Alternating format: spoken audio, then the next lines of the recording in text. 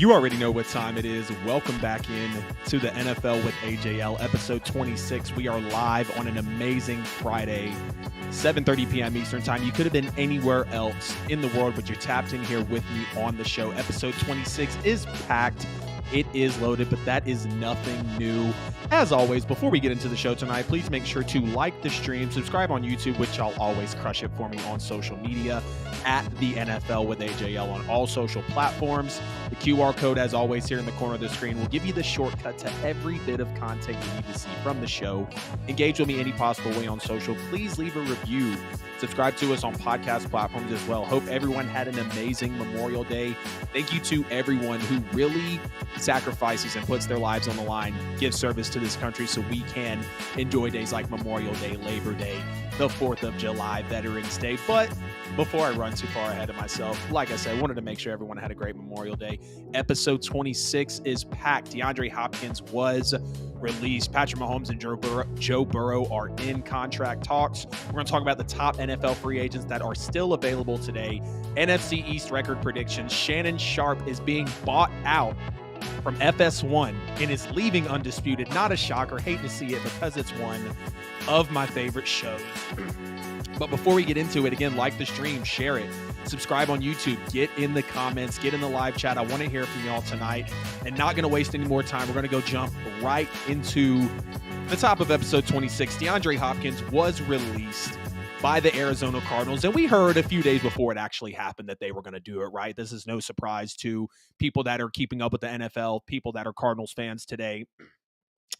And we knew that, the market for DeAndre Hopkins was very interesting. We didn't know what it was, if there was any, or rather I knew and feel like I know what the market is for DeAndre Hopkins. We know he's a top receiver, but we also know that the Cardinals, apparently they wanted a second round pick. Then they wanted a third, I believe. Then it was, I think, trickling down to a fourth and a fifth. So we saw a lot of talks with DeAndre Hopkins and the Cardinals of trade packages, of potential compensation, if players were going to be involved, what they really wanted for him. And it's been a big fiasco, but now they have put, excuse me, y'all. Make sure I'm refreshed here. But yes, so they put the, icing on the cake, cherry on top, however you want to look at it, and they do release DeAndre Hopkins. So, we kind of have to ask the question of, we know, or, we have to ask the question of, was the market really there, for DeAndre Hopkins? Because we see the Cardinals release him. And we also have to take into account that the Cardinals don't have the best front office. They don't have the best, head coach, who we can't call him a bad head coach right now. He is questionable, but we do know that he is a rookie head coach, seeing what he did with the Eagles in the Super Bowl, knowing they went up against the easiest schedule. So they're in a situation as well where Kyler Murray is potentially not going to play at all next year. So is it a rebuild? Are they really breaking it down to the studs? What does this move mean? But let's talk about the market for DeAndre Hopkins first, because I believe we all know that it's there. Even if D-Hop isn't a top 5, top 7 receiver in the league, I think at minimum he's top 10. I know he can still play at the top 5 position, no question about that. Might not put him into top 3. But we know the market is there for DeAndre Hopkins. He wants to play with Jalen Hurts and the Philadelphia Eagles. He wants to play for the Buffalo Bills and Josh Allen. He wants to play for Patrick Mahomes and the Kansas City Chiefs. And this might be a thing of, of course, a player wants to play with some of the best players.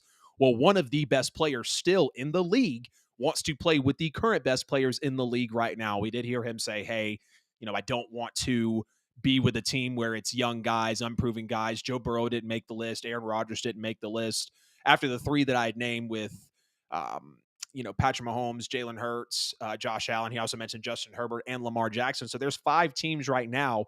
And thinking of all those teams could use a receiver. Maybe not as much with the Eagles and maybe not as much with the Chargers, because the Chargers did just bring in Quentin Johnson, like I mentioned on the last episode, and we saw that in the draft. And then the Eagles already have Devontae Smith and A.J. Brown, who I feel like are really holding down that receiver room.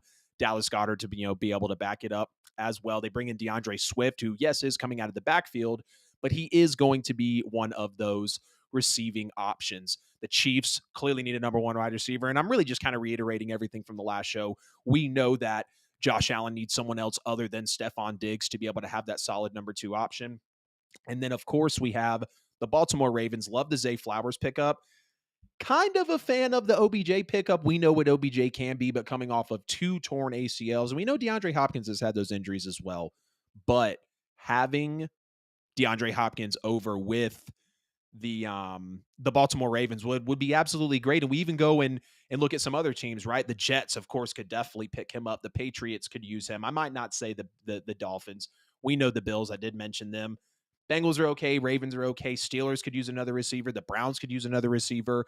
There are plenty of teams in this league, not even going to go and list all the teams from AFC to NFC, but we can know and we can see the teams in this league that would use a wide receiver in the qualities and traits of DeAndre Hopkins. So should Arizona really have done this? Should Arizona have eaten the $22 million that they, sacrificed, eaten, like I just said, for the release of DeAndre Hopkins? Sorry if my voice sounds kind of rough, y'all. I hear myself kind of wheezing and breathing so much. But should Arizona have done this? I'm going to say yes, because it has been months for them looking for the DeAndre Hopkins trade.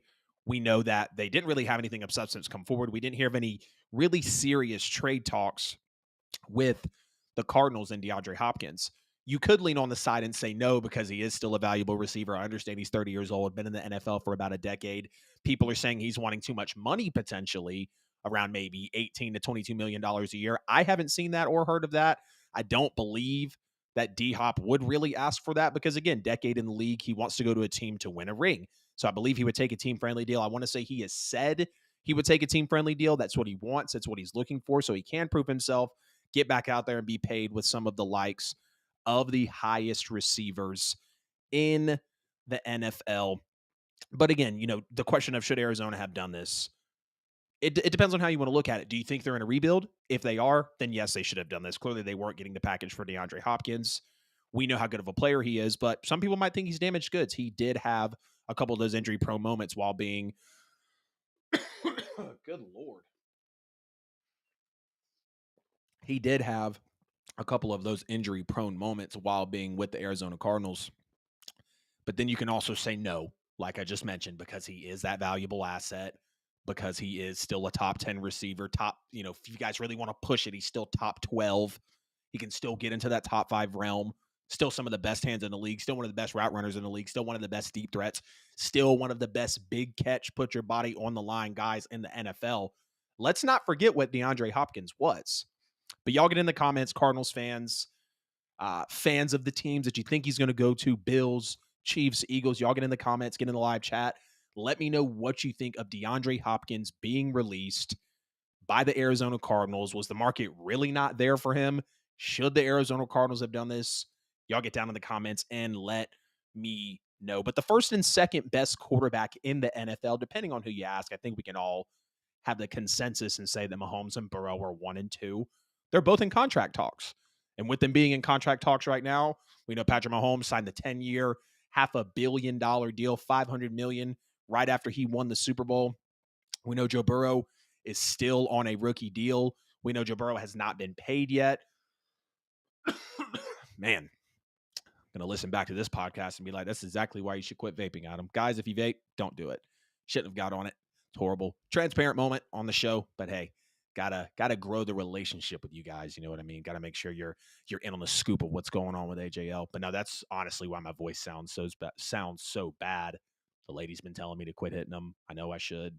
Now I'm gonna listen back to the show, listen to my takes, and be like, wow, there we go. Because this is definitely the first show I feel like I can really hear myself inhaling on. Already turned the mic down a little bit, but we're gonna push through it. So Patrick Mahomes and Joe Burrow are in contract talks. Mahomes clearly has won 2 Super Bowls. He's won 2 Super Bowl MVPs. He's won 2 MVPs. We already know he is one of, is it 3?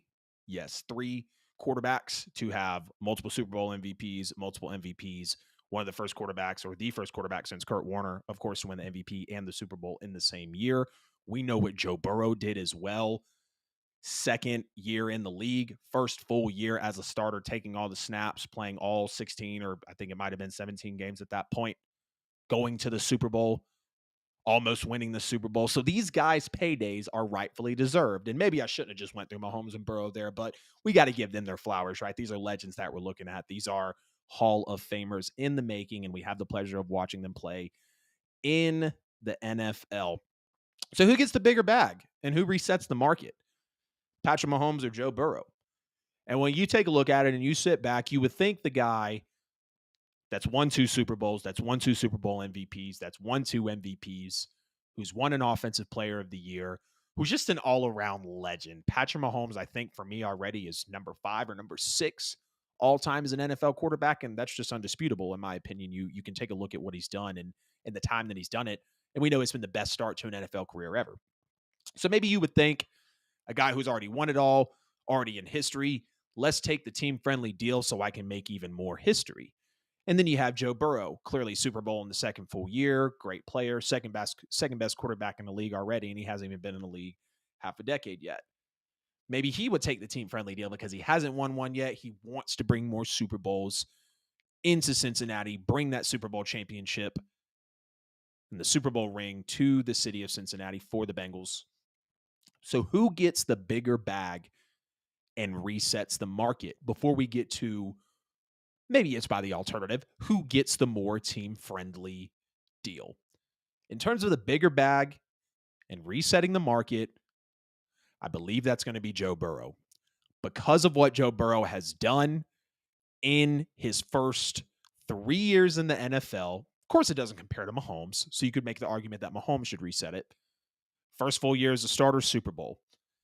Second full year as a starter, third year in the league, AFC title game against the Chiefs. And maybe you can argue they should have been in the Super Bowl as well. But Kansas City wins it all, clearly against the Eagles. I think Joe Burrow is going to reset the quarterback market. I believe Joe Burrow will be the first quarterback to make $60 million a year in the NFL on the average pay for, I think the APY average pay per year. That will be an NFL record. He will become the highest paid quarterback in the NFL. He will get the bigger bag. He will reset the market, which by alternative, maybe you wouldn't think so because you could go some different ways with this, makes Patrick Mahomes the more team-friendly deal. Again, Mahomes has 2 MVPs, Super Bowl MVPs, and rings. Clearly, if you have a Super Bowl MVP, you have a ring behind it as well. So Patrick Mahomes will come in. I think he'll still make that 50 to 55 million a year. Maybe he wants to take that discount. Thinking of taking that discount, I don't know if he'd really fall in that 50 to 55 million a year range, because if Mahomes does want to be generous and sign for a Daniel Jones, Derek Carr type of contract, $40 to $45 million a year, I think really hovering at the most for Carr around that 42 million a year, that would really help the Chiefs out. The Chiefs need a wide receiver 1. I trust the scouting. I trust the coaching. I trust the players. I trust the front office, GM, owner, all that. We know what the Chiefs have done. The Hunt family is absolutely great. And we saw what they just did with Isaiah Pacheco. And I know I've said it a couple times, of remaking an MVS, remaking a Juju Smith-Schuster, and overall putting things out there and making it happen. So Patrick Mahomes will get the more team-friendly deal.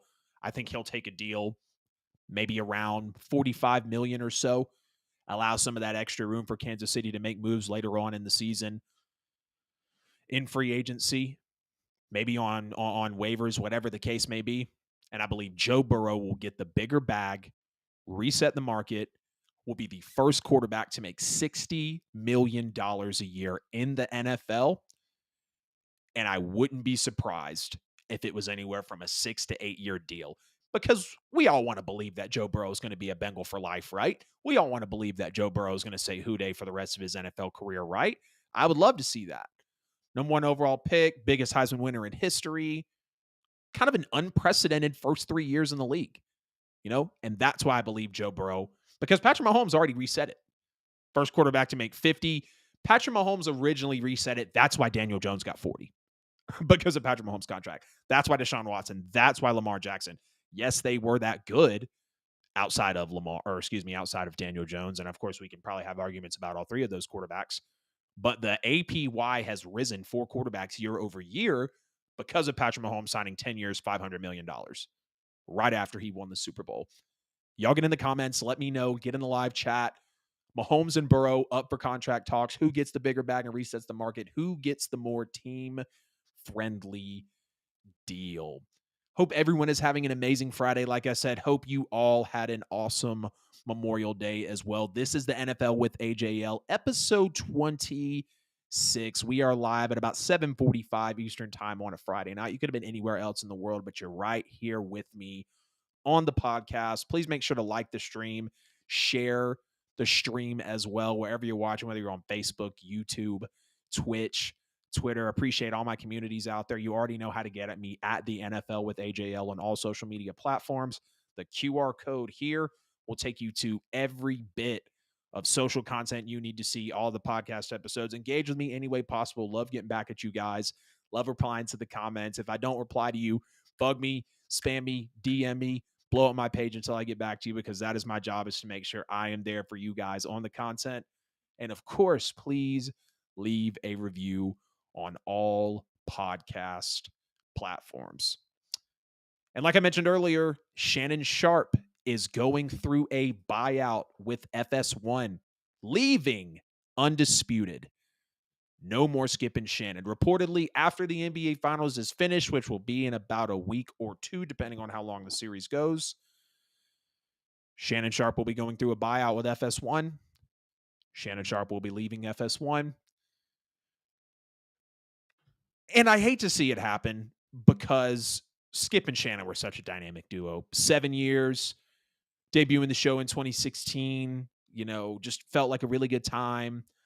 I want to say First Take had just went through that kind of disbanding as well. So, we saw how the transition of the shows happened, right? Shannon Sharpe getting his first show, really getting his first speaking opportunity, first show opportunity or big show opportunity, essentially. Skip coming off of First Take, being, a veteran around, I believe, I don't know how old Skip is, but, 60s and 70s of how old he is in terms of how old he is. We know he's been in the game for a very, very long time. And, they've had some beef on the show lately. And that's really what's led up to this. And if you're wondering about, the current couple of events that have happened, first of all, I'm not shocked. For anyone that's kept up with the show, if you really watch Skip and Shannon, I don't think this shocks you either. Skip is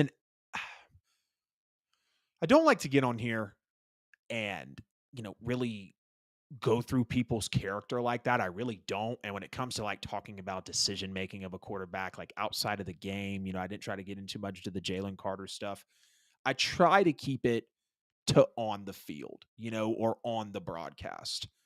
And I don't want to speak negatively about, really anyone's work or how they play on the field or just how they present themselves, especially on a podcast where I'm putting it out to all you guys. But Skip has been in the game for a very long time, and he's clearly a veteran. Don't know if I can say he's respected. I'm not the biggest fan of Skip. I've never really heard him drop a take that I feel like I could go by, that I could have confidence in, something that actually held up. Skip is very consistent. He has the Skip Bayless show. He's had multiple shows. He's all over ESPN, or he was. Now he is with FS1. And the moments that really led up to this, first of all, we remember Damar Hamlin's incident back in week 17 of the NFL season, not too long ago, feels like anyways. Skip puts out the tweet talking about how, basically he says, of course, he is worried about Damar Hamlin, but now all of a sudden, with this game going on, it seems to just not matter. Matter of fact, I just looked it up, and I want to see exactly what he said. Let's see. I'm going to get it for you guys real quick here. No doubt the NFL is considering postponing the rest of this game, but how? This late in the season, a game of this magnitude is crucial to the regular season outcome, which suddenly seems so irrelevant. That was on the second day of the year at 9:30 p.m.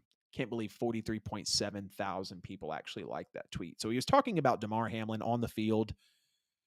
Damar Hamlin had collapsed, of course, with a cardiac arrest. Very grateful to God that he was able to make it. And, the whole world stopped. People that didn't watch sports knew about this. We had never seen this type of thing happen. And Skip makes that tweet. Shannon doesn't come on the show the next day because Shannon had that much of an issue with it.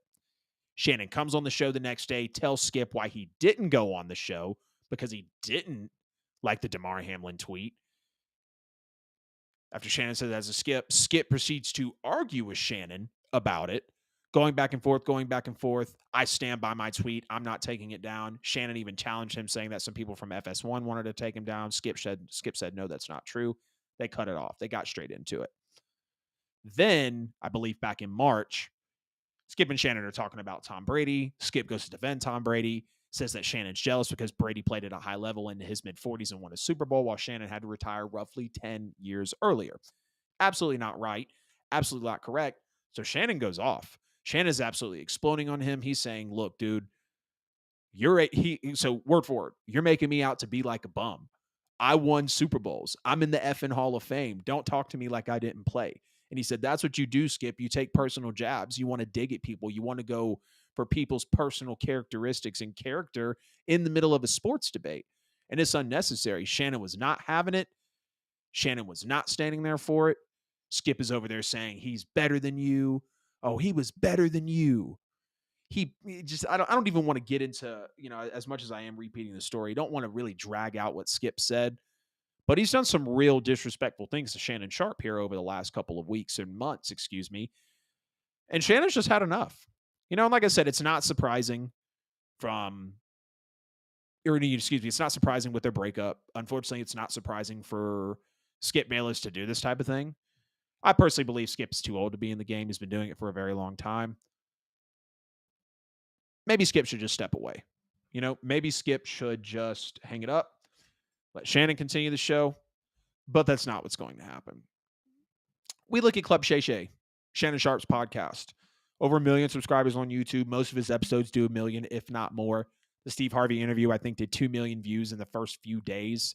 First 4 or 5 days, 2 million views.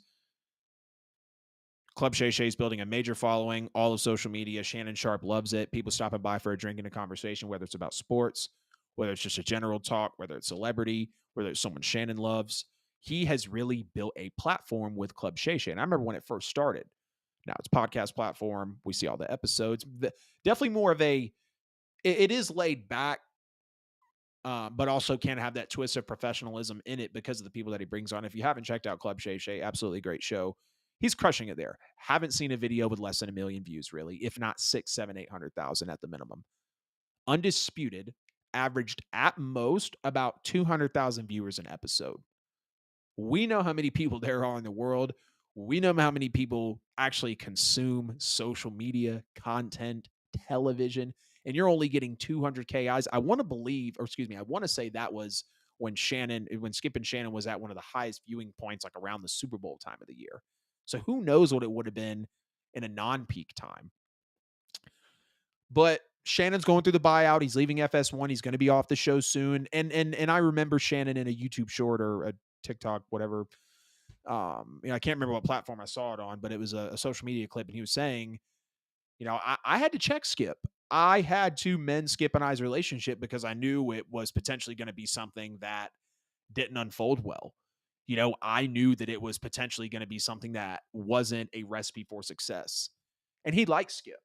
He said he liked Skip in that clip. I believe Shannon still does like Skip. And I believe he is trying to be more mature, possibly, and just step away from the moment, because he really did almost snap on camera when Shannon Sharpe was talking to Skip about Skip challenging him on, him being better than Brady and being jealous. Shannon almost went on to say, Skip, I'm better than you, but then he stopped himself. He held himself together. He basically still said it, but you could tell the way Shannon had that character and actually held himself together. It was just like after the John Morant, T. Morant incident at the game. He went on FS1 and literally had like a 7-minute straight apology from the heart. And everyone believes Shannon because we know that's the type of person he is. So that's why I believe he's taking that higher road, being more mature, and stepping away from Skip before it possibly burns his brand and maybe his morals even more.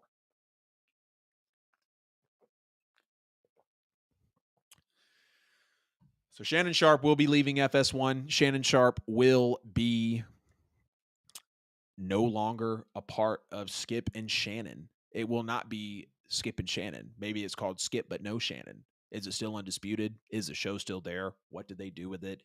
Again, Skip Bayless is crushing it on his show. Shannon Sharpe is crushing it even more on his show. Club Shay Shay will more than likely be Shannon's next venture. More energy, more time put into that. And Undisputed, one of the best sports shows we've seen, one of the best sports shows I've seen, one of the best personalities in Shannon Sharpe is being bought out by FS1. is leaving undisputed shortly after the NBA Finals. And more than likely, Club Shay Shay will be his next podcast. But y'all get in the live chat. Y'all get in the comments. Let me know what you think about Shannon Sharpe leaving the podcast. Deandre Hopkins, come to the Bills, please. Yep, we went over D-Hop earlier in the show, man. I know. I would love to see D-Hop to the Bills. I really think the Bills and the Chiefs are the first and second best spots for them. I can't remember the exact rankings I had. I think I had Chiefs 1, Bills 2. But yes, DeAndre Hopkins, get yourself on over to the Bills. Get you a Super Bowl. Take the Bills over the hump, please. And again, y'all get in the comments. Let me know what you think about Shannon Sharpe being bought out by FS1, leaving undisputed. Undisputed is now breaking up. But let's spill over into the top NFL free agents that are still, if this graphic will come up for me, the top NFL free agents that are still available, the best NFL free agents that are left. So let's go ahead and jump into it. DeAndre Hopkins is the first and foremost best NFL free agent still on the market. We heard the flowers I gave to DeAndre Hopkins earlier. He would still provide for a team that's on the hump, to get to the Super Bowl, to put that offense to the next level, to open up that receiver room.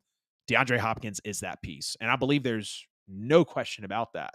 DeAndre Hopkins is the best free agent left in the NFL currently, the one that's, of course, still being available on the market. And I hope D-Hop signs to a team soon so we can know and really see him prep in that offense, know how that team's going to improve, and overall just really be in the know about what DeAndre Hopkins' next move is. The next free agent in the NFL, one of the best available, Frank Clark, not with the Kansas City Chiefs anymore. We know he had key roles in both of the Super Bowl winning seasons and all of the playoff runs that they've had, being there next to Chris Jones, being a great defensive lineman, having that presence for the Chiefs, being consistent. Love that about Frank Clark. Might not be the most consistent to some people, and even, to people watching, he might not be the most consistent player to you. But Frank Clark, again, kind of like DeAndre Hopkins, if you're looking to take that team to the next level, if you're looking to, really bring that team or that defensive line, that defense, get them over the hump, get them into the next version of that defense, whether it's transforming, whether they're looking to make a Super Bowl. I really believe that Frank Clark would be a player that could provide an immediate role on a team. And there's plenty of defensive lines out there. Hell, if my Saints picked up the phone and gave Frank Clark some time, I would absolutely love to see that. One that I didn't expect I was going to be on here, but he does make the list, because you can't deny what he's done even in down seasons because of running back rooms being scarce at points in the NFL, because of some backfields and tandems not being yet completed. Ezekiel Elliott is one of the top free agents still left on the market. And I know after he signed, he averaged less than 4 yards a carry. He was injury prone. He fumbled a lot and didn't necessarily do the best things to secure his job, which is why the Dallas Cowboys had cut him. And now Tony Pollard has his job. But you look at the Bills possibly. You look at, hell, even the Saints possibly. You look at, the Jets possibly. You just look at these teams in the league that need a secondary quarterback, or not a secondary quarterback, need a secondary running back. They need to fill that hole in the running back room. Zeke can do that. Let's not kid ourselves on Ezekiel Elliott. I mean, let's be serious here. You go look at Ezekiel Elliott's stats, pulling them up right now. 231 carries last year for 876 yards, still 12 touchdowns and 3.8 yards a carry, which isn't horrible in the league. And of course, we know his rookie year was great. 1,631 yards, 15 touchdowns. Year after that, 1,434 yards, 6 touchdowns, 1,357 yards, 12 touchdowns. Year before last, 1,000 yards, 10 touchdowns. Ezekiel Elliott will get you into the end zone. He has not had less than 6 touchdowns in a season ever. He already has 68 in his career. 4 out of the 7 seasons that he has been in the league, he has double-digit touchdowns, never less than 10 when he does get into that double-digit realm. Oh, man. Look at all these NFL free agents that you're rattling off. I'm about to tap in with you there, Iconic Chatter. I'm about to answer all those questions for you. Matter of fact, let me go ahead and get into them now before we get through the top NFL free agents that are still available. But let me get through Zeke again, or through Zeke here. Zeke can be put into an NFL team to where he will provide. He can be behind a good offensive line. He can still, go through the hole. He can still catch passes if he needs to. We shouldn't kid ourselves on Zeke Elliott because of recency bias and how much he might not have performed and lost some of his job to Tony Pollard. But we also have to, and excuse me, at the same time, we have to realize how much he can actually contribute to an NFL team. My team's the Saints, man. Saints gear right here. Big trying to get it. Breeze jersey. Dang, pointing everywhere. Saints there. Got the Breeze Funko Pop, the whole Saints thing here. For the NFL, anyways, as you can see, I like the Braves. I like the Bulldogs. Whole dad's side of the family is from Louisiana, originally from Georgia, though. Whose contract? I don't know which contract you might be talking about. Dalvin Cook is not officially a free agent yet. I know that market's heating up for him. I don't have that topic on the show today. Wish I did. That will be coming on the next one. Brashad Perriman, don't kid yourself. Carson Wentz, don't kid yourself, man. Yeah, I hope they get Frank Clark back. That would be nice. Miles Sanders, yeah, I mean, reputable for sure. Definitely reputable. I hated to see him move on. Cameron Brate, don't agree with that either. Leonard Floyd, yeah, Leonard Floyd is solid. Brian Burns, I think Brian Burns was still with. Is he not still with the Panthers, or is he a free agent? Yeah, he's still with the Panthers. Absolutely. But thanks, Iconic Chat. Appreciate you. Pour your comment up here on the screen, man. Please make sure to subscribe on me. Please make sure to subscribe on YouTube if you are not already. All right, after Ezekiel Elliott, we're going to have Taylor Lewan as one of the top free agents still available in the NFL. We know he was released by the Tennessee Titans. We know he's went through some injury history as well. We saw when Taylor Lewan was not with that Titans offensive line, they weren't the same. They were not the same team. Their offense wasn't running the same. Derrick Henry wasn't the same. Ryan Tannehill wasn't the same. And just because Taylor Lewan is spending more time on a podcast than he is on the NFL field lately, again, doesn't mean we should kid ourselves. One of the top linemen in the league when he's healthy. I love the way that Taylor Lewan plays the game of football. I'd love to see him go back to the Titans. I'd love to see him go to other teams in the NFL that have a need for offensive line. Adrian Amos, the safety that was with the Green Bay Packers. Maybe the Packers try to get him back, but Amos, one of the premier safeties in the league. We understand what he's capable of. We have spoken his name in the top safety rankings for a while now, whether you've heard it here on my show, whether you've heard it on other shows or talks about football around the league, around your family, around your friends. Adrian Amos was always a force to be reckoned with and really was that nice compliment to Jair Alexander with the Green Bay Packers. And then last but not least, Marcus Peters is one of the best NFL free agents still available as well. Hate that he's not with the Ravens any longer. I really wish that he was. I hate that he is a free agent. I understand that he didn't play in 2021 due to injuries. He has dealt with some injuries in the recent years. I know in 2019 he goes from the Rams to the Ravens, so that was a nice pickup there. James Washington is a 3. Lewan is done. I hope Lewan's not done. The Saints running back core is okay. Alvin Kamara is still there. He might be facing some jail time. But, due to what happened, Mark Ingram, I believe, is still with New Orleans, I want to say. If I'm not mistaken, let me fact check that. No, he's a free agent. Mark Valentino Ingram. Man. But yes, so the Saints running back room is okay. It could definitely use more. Traquan Smith, yes, he's still with the Saints as well. He's okay. I'm more of a believer in him than most people, especially when I listen to Saints podcasts and talk to Saints fans. But yes, Marcus Peters, great lockdown corner, great coverage corner.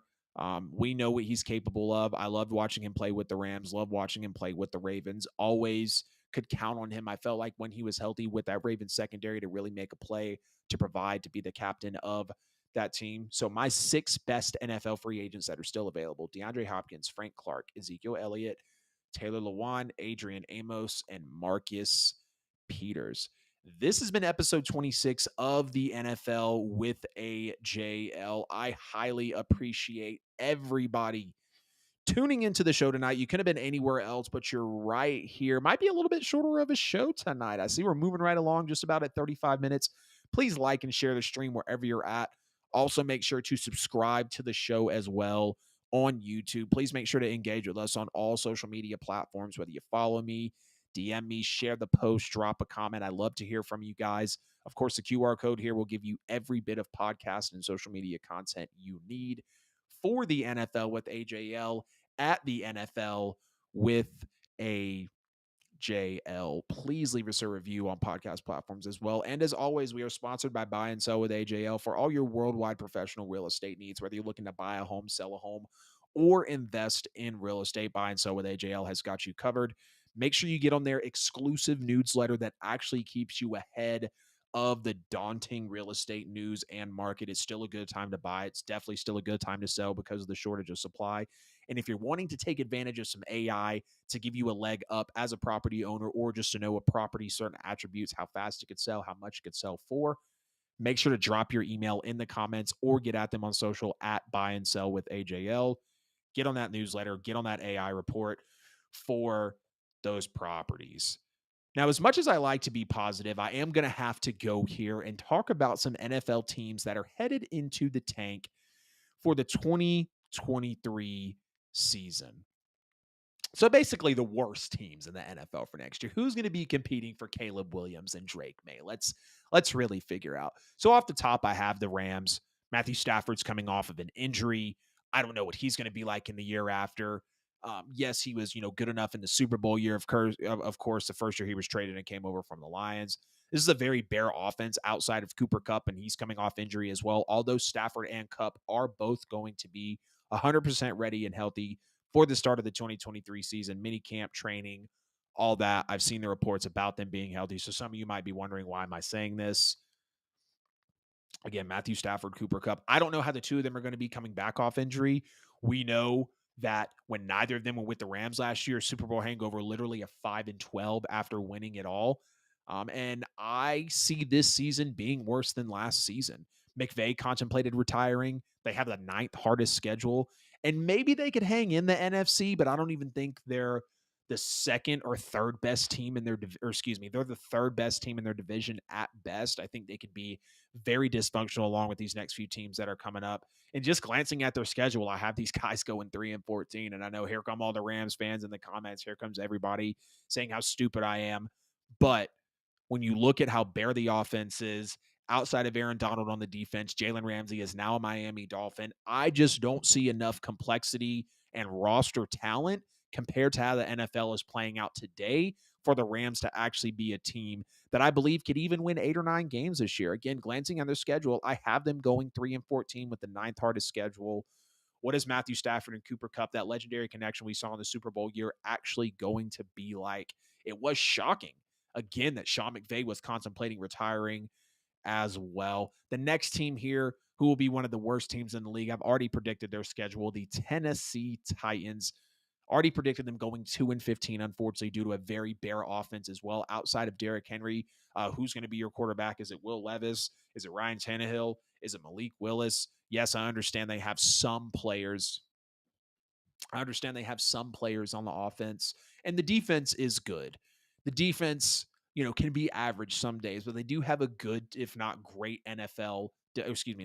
great defensive line. We saw that they were good against the run last year, but they have quarterback questions like crazy. They're the worst team in the division. This is an unfavorable schedule, and I believe that Mike Vrabel will be better and good enough to get them past 2-15.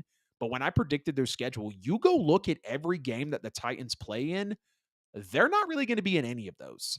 I don't even remember the 2 wins that they actually have. I think one of them's against Arizona, and that might not even be a win.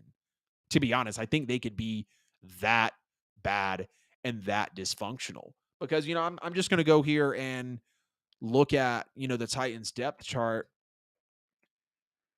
And I mean, when you start looking around for a player here that is actually going to bring you benefit, again, outside of Derrick Henry, who might not even be there by this time, by the time the team gets, or by the time the season gets started. I mean, Treylon Burks, he was okay coming into the draft last year. He had questions. Kyle Phillips. I mean, who are these guys? Chris Moore, Racey McMath. I know that they drafted Tyjae Spears, but that's because they need to. Julius Chestnut at running back. I mean, I get it. I'm naming off some second, third, and fourth stringers, so that might be kind of disrespectful. I like Danico Autry. I like Jeffrey Simmons, Aziz Al-Shaair. Well, look, they got Danico Autry at a couple positions on here. And we've also got, or they've also got Kevin Byard, Christian Fulton, Caleb Farley. So they've got more defense than they do offense, or better defense definitely than they do offense. But I just don't see them being a good team next year. I really don't. Going 2-15, bare offense, defense is average, but it's a good D line. Crazy quarterback questions. Worst team in the division, unfavorable schedule. I don't need to say it again.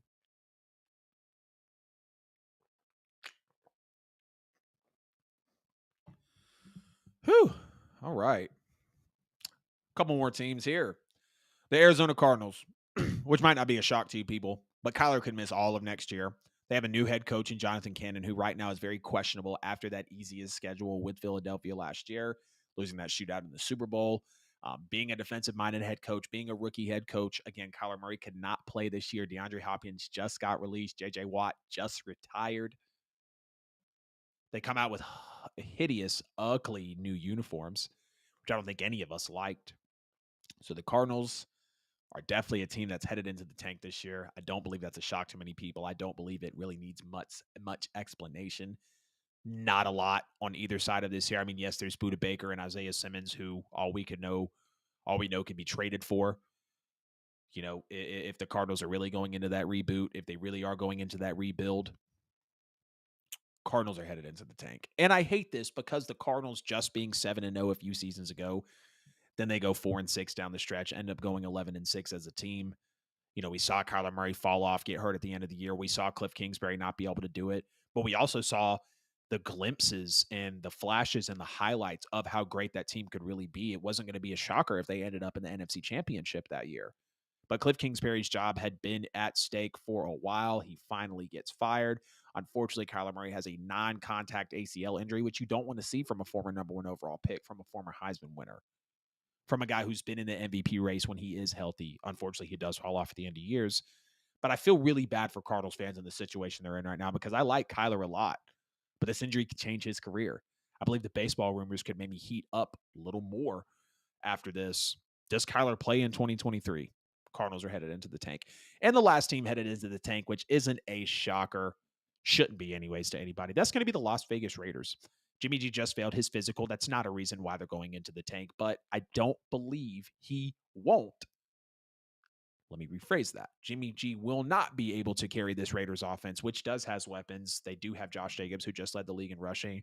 They do have Devontae Adams, who was just one of the best receivers, if not the best receiver in the league last year. Darren Waller was traded. Speaking of Devontae Adams, he's not happy. He's not seeing eye to eye. They have a bad head coach as of right now. Zero defensive presence. Jimmy G, who is behind a great O-line, elite coaching, and an elite defense, is now going to bad coaching, bad defense, questionable O-line, average at best. And he's going to be asked to carry this team after not passing his physical. What more do you say about the Raiders? They just take away Derek Carr, put in Jimmy G, give away Darren Waller. Yeah, you do have Michael Mayer, who's in there now. I didn't like the pick in Tyree Wilson at 7, but they took him, and it is what it is. I think it's going to be really, really tough for the Raiders this year. Really tough for the Raiders. Raiders fans, I know, have been chiming in with me saying they believe it's going to be a tough season as well. And just what can you do at this point? I mean, really, the defense, Jimmy G fell in the physical. We know he's not going to carry the team. The bad head coaching. Devontae Adams isn't happy. He's not seeing eye to eye. He literally said he's going to have to do his best to be optimistic and buy into this. He doesn't believe they're in the best position to win. He believes Jimmy G can limit their success. This has headed into the tank written all over it. Hate it for Devontae Adams. Hate it for Josh Jacobs. And I hate it for Raiders fans. But I believe this is going to be a season where the Rams, Titans, Cardinals, and Raiders are headed into the tank for the NFL season. And before we get out of the NFL with AJL episode 26, please make sure to like, subscribe, get at us on social media, all the good things that I ask you to do every episode, because I know y'all want to stay tapped in to the show.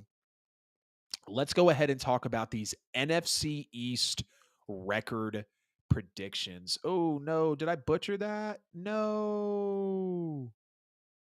Did I? Why did it do that? Oh, dang. It cut out some of the schedule. Why is it doing that? Dang, I fumbled the bag big time. Oh, well, I'm going to do my best to have this here for you guys. I don't know why it's doing that. Let's see. Yeah, I don't. Why is it doing that? That's very annoying. Well, dang, I didn't mean for it to be so stretched to where y'all couldn't see the schedule. But let's go ahead and get into it. NFC East record predictions for 2023. The Philadelphia Eagles go from the easiest. This is their schedule as best as you can see it here. Again, guys, I'm so sorry. I had no idea it was going to do that. The Eagles go from the easiest schedule to the hardest schedule in the NFL. They're projected at 10.5 wins. I got them going 3-14. Excuse me, 3-14. Hell no. 13-4 overall. Undefeated at home. 8-0 at home, 5-4 on the road. They're going to split the division with everybody, and they're going to be 8-1 going into a bye week in Week 10. Again, I'm a fan of middle to just after the middle of the season bye weeks. If it could be centered around Week 9, which this one's in Week 10, that's good. I don't like them as early as Week 5 or Week 6 because you're just not getting through a third of the season. Maybe you need time to get healthy, but a bye week right in the middle of the year, especially for a team that's got the hardest schedule and is coming off of a Super Bowl loss with a shootout with Mahomes and Reed, this bye week in Week 10 is going to be great, and they're going to be 8-1 going into it. The Eagles play 11 games against playoff teams this year. I think they're going to go 8-3 in those games. It's a win against Tampa Bay, Minnesota, Miami, Dallas, Buffalo, Seattle, San Francisco to Dallas, the Giants, and the Kansas City Chiefs. Now, you look at week 6 through the end of the season, it's an absolute gauntlet. You got the Jets, the Dolphins, the Commanders, you've got the Cowboys bye week, Chiefs, Bills, Niners, Cowboys, Seahawks, Giants, Cardinals, Giants. I have them going 8-4 in these final 12 games.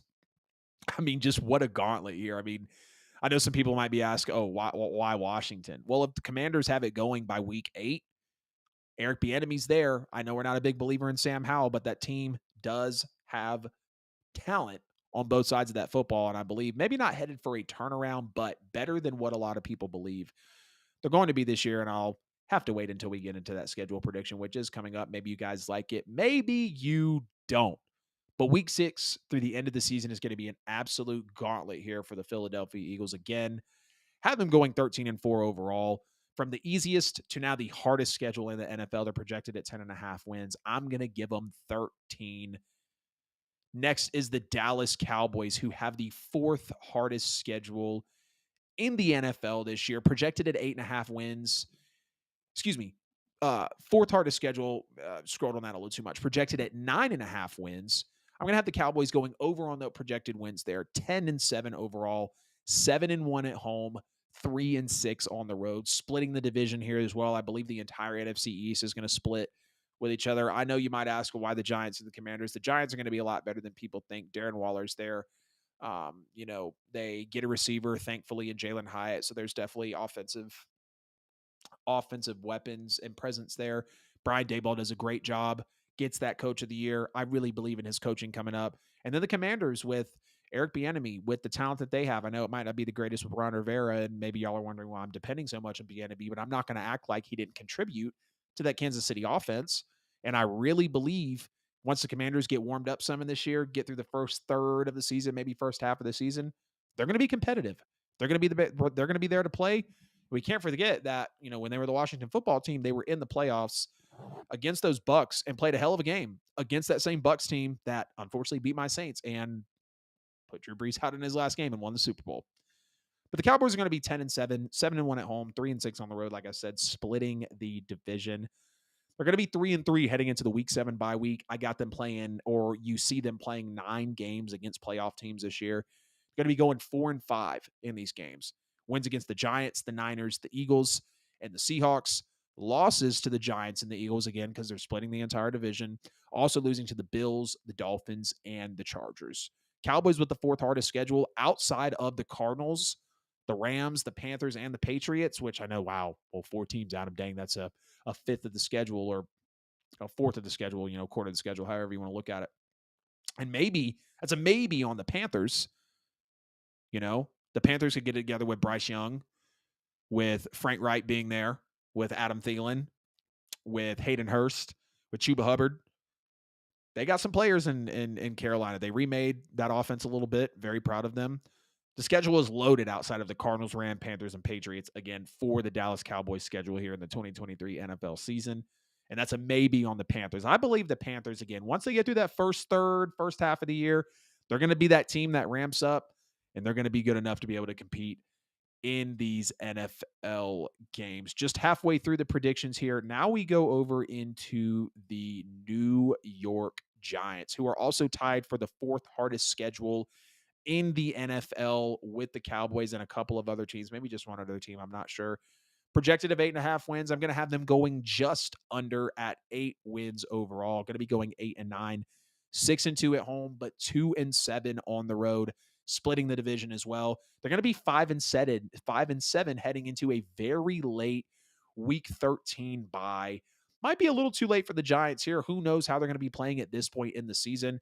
Maybe it's much needed. Too late for my liking, but if they can use it to their advantage, all I know is they're going to be 5-7 heading into that Week 13 bye. They're going to be playing 8 games against playoff teams this year. I got them going 2-6 in those games. Only wins against the Cowboys and the Eagles. Losses to the Cowboys and the Eagles again, but also losing to the Niners, the Seahawks, the Dolphins, and the Bills. When you look at the first 10 weeks of the season for the Giants, you've got the Cowboys, the Cardinals, the Niners, the Seahawks, the Dolphins, the Bills, the Commanders, the Jets, the Raiders, the Cowboys. I believe they're going to start 2-0. I mean, just look at that schedule there as you lay it out. Outside of Arizona and the Raiders, they're going to have teams that are cut out for them to really play. And who knows? Maybe the Raiders are somewhat competitive with the Giants. I don't believe that'll be a case. I don't want that to be a case for the sake of the Giants fan base and what they've got going on. But I believe they're going to start 2-0, go on a 4-game losing streak. They're going to split the final 4 games. So they're going to go a total of 4-6 in the first 10 weeks of the NFL season. Clean it up going 5-7, like I mentioned before, getting into the Week 13 bye. 8-9 overall, splitting the division with everybody. And last but not least, we have the Washington Commanders, who have the 6th hardest schedule in the NFL, projected at 7.5 wins. These guys are going to go 7-10 overall. They're going to split all their games at home, going 4-4, and they're only going to win 33% of their games on the road, going 3-6, splitting the division. They're going to be 5-8 heading into a very late Week 14 bye. They don't get the benefit of it like the Cowboys potentially did with that Week 7 bye, or the Eagles in the Week 10. Giants falling in Week 13. Commanders coming right behind them in Week 14 of the NFL. Going to be their bye week. 5-8 heading into it. First 13 games, they're only winning 5 of them. 10 games against playoff teams. They're going to go 3-7 in these games. Wins to the Eagles, the Cowboys, and the Giants. But I believe they're going to lose to the Eagles, the Cowboys, the Giants, the Bills, the Seahawks, the Dolphins, and the Niners. Outside of the Cardinals, Rams, and Patriots, this is another loaded schedule, and I believe it will test them heavily. So when you've got everything lined up at the end of the day, the Eagles are going to go 13-4. They have the hardest schedule in the NFL, and they're projected at 10.5 wins. They're going to win the division. The Cowboys are going to go 10-7. They're going to have the 4th hardest schedule in the league, projected at 9.5 wins. They're going to go just over. The Giants have the 4th hardest schedule, tied with the Cowboys, projected at 8.5 wins. They're going to go 8-9, finish 3rd overall. And the Commanders just behind them with the 8th hardest schedule, projected at 7.5 wins, going to go just over again.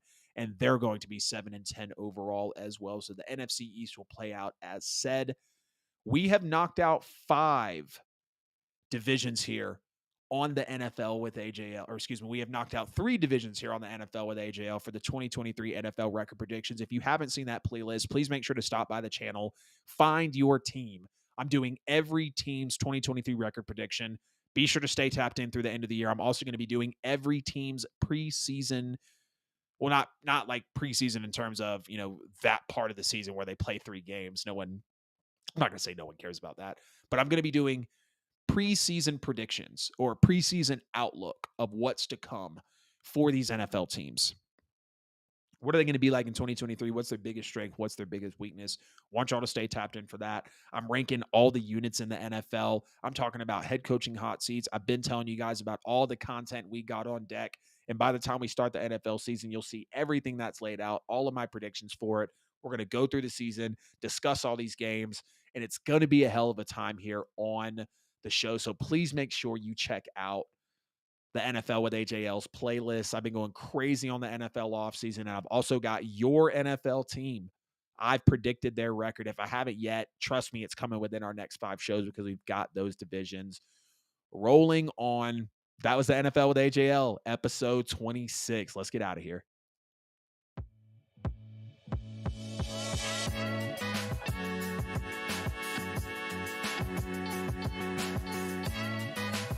Appreciate everybody tapping into the show tonight.